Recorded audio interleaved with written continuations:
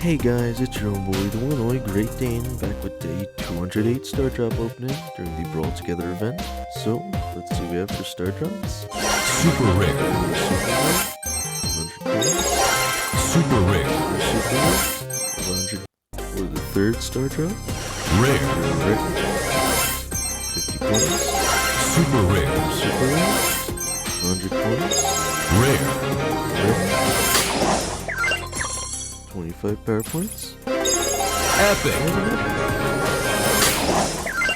Just 100 power points though. Let's see what we have in the shop.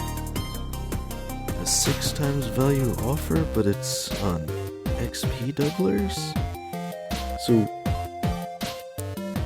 here's what I'm thinking, right? That would be very significant if we were getting close to who it is. Oh, okay.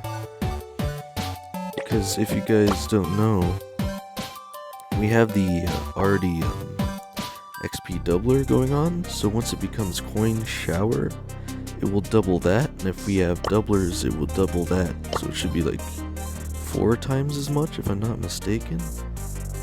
So you'd be getting, let's see, I'm pretty sure it's 1 coin per XP, right?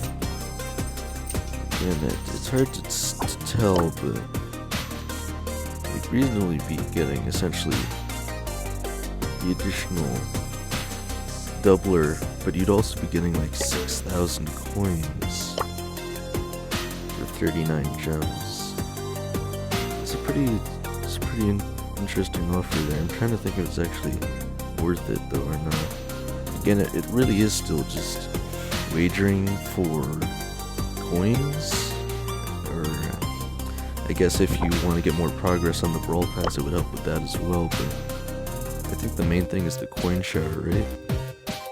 You only have today to get it, so think about it carefully, I suppose, guys. Let me know if you're considering it.